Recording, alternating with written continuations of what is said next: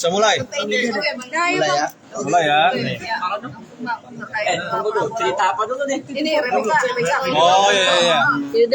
Inisial ya. Yang komplain masih seperti apa ya? Ya, inisial R. RK ya. Ya.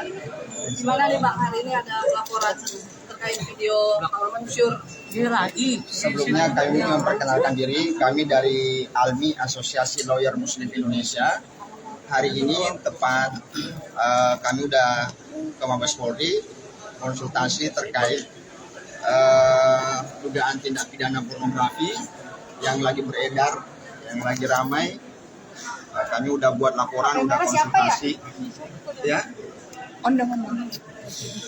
Kami udah konsultasi di cyber, dan hari ini kami udah ada surat Anda terima aduan kami langsung ke Kabar Reskrim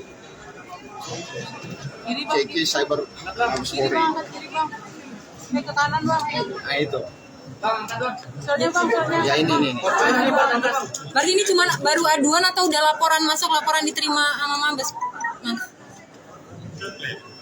Ya, hari ini masih dalam bentuk aduan karena laporan kami akan mempersiapkan bukti-buktinya yang memperkuat tentang dugaan tindak pidana pornografi ini yang sementara beredar.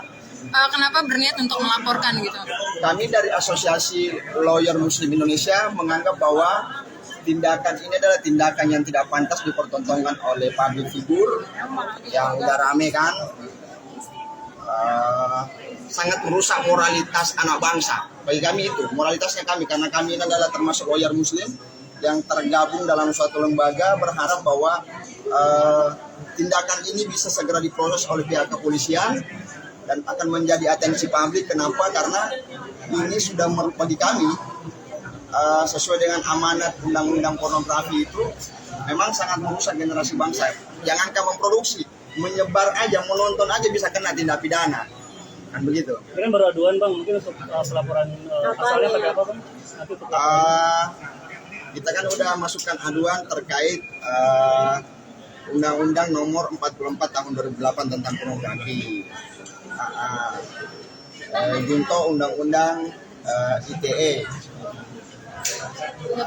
Lapornya siapa aja Bang? Ya. Rencana akan melaporkan siapa aja?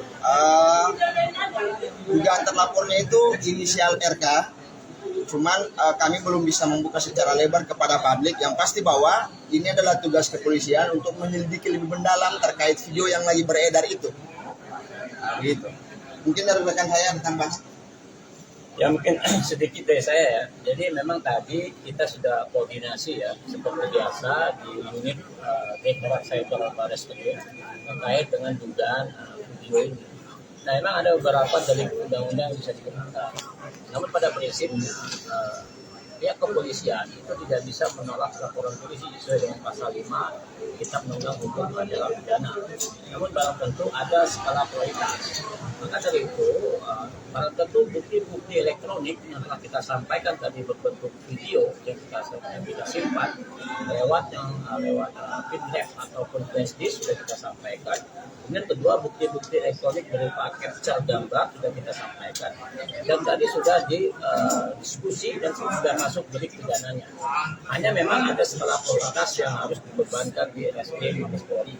Maka dari itu mereka menyarankan lebih baik nanti laporannya di Polda Metro Jaya. Karena bagaimanapun juga Mabes Polri memiliki aturan terkait dengan skala prioritas.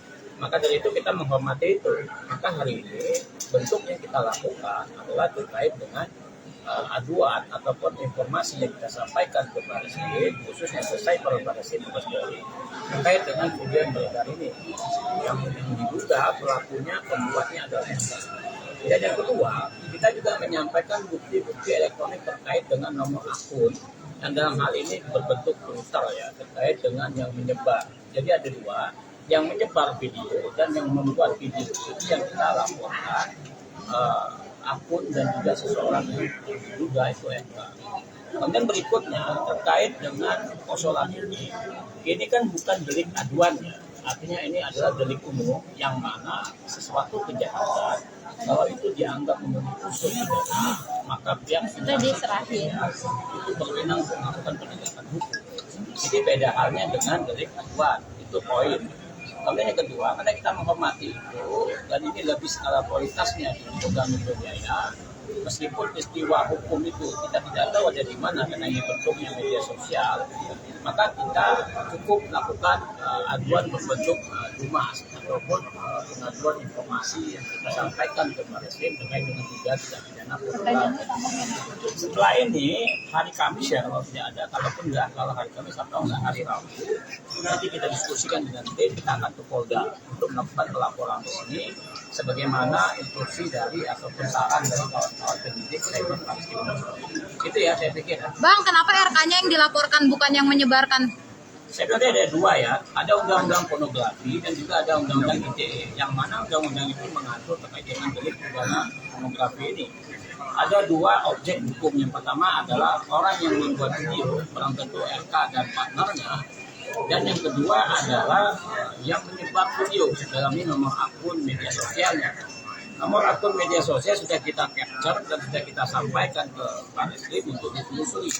Dan juga video yang beredar sudah kita sampaikan juga. Jadi ada dua objek hukum yang kita laporkan, yang kita kasih informasi ke Barreskrim untuk ditelusuri. Namun barang tentu laporan ini kan bukan delik aduan. Jadi Mabes Polri bisa melakukan tindakan hukum. Namun kalaupun perlu laporan polisi, maka dari itu saran mereka skala kualitas lebih ke Polda Metro Jaya. Maka setelah ini kita akan ke Polda Metro Jaya untuk melakukan pelaporan secara resmi. Gitu ya. Kapan tuh Bang? Rencananya kapan tuh? Ini Rabu ya, kalau enggak Rabu, Hari Kamis. Rabu atau Kamis. Terus buat apa namanya? Buat kalau misalnya terbukti nanti Begini ya, ini buat pertanyaan tadi ya. Perlu teman-teman ketahui ya, dan nanti pahami bahwa adanya pembuatan tindak pidana pornografi itu yang tersebar ya sekitar 37 detik itu ya, itu kita lihat dulu ya kalau pemeran wanita atau pemeran prianya itu ya ada persetujuan bersama ya, itu dalam kata membuat ya di pasal 4 ayat 1 itu bisa tidak dikenakan. Tetapi kalau seandainya ya tidak ada persetujuan di antara salah satu pasangan itu bisa dikenakan pidana pasal 4 ayat 1 ya, itu hukumannya sekitar 4 tahun penjara dan didenda juga.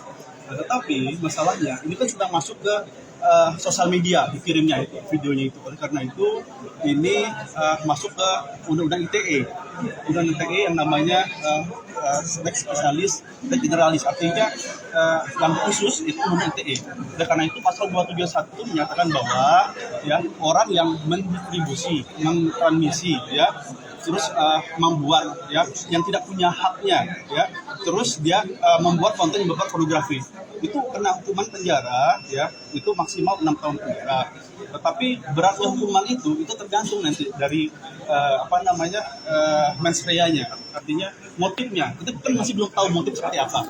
Tetapi kalau seandainya ya di awal ya pemeran wanita atau pria tersebut tidak mengakui atau tidak ada persetujuan ya, bisa jadi kalau kita lihat di video itu jadi sebagai korban. Nah ini yang kita pahami, apakah wanita itu karena kita melihat dia dalam keadaan menutup mata ya kalau kita melihat di videonya itu yang sudah beredar itu, nah, bisa jadi dia korban ya. Oleh karena itu kita datang sini untuk membuka sejelas-jelasnya motifnya apa ya, terus pemeran prianya kan kita belum tahu nih siapa, apakah salah satu public figure juga, karena ini berkenaan dengan public figure yang kita ketahui bahwa public figure yang pemeran wanita itu sudah RK. Oleh karena itu kami dari Albi ya berinisiatif datang ke sini untuk supaya ya masyarakat kita menganggap bahwa hal-hal yang pornografi seperti ini bukan hal yang biasa ya, kita khawatirnya ini jadi hal biasa buat masyarakat. Begitu penjelasannya ya. Oke Bang, thank you. Terima kasih sudah menonton video ini. Jangan lupa subscribe dan aktifkan lonceng notifikasi supaya kamu nggak ketinggalan video terbaru dari Green.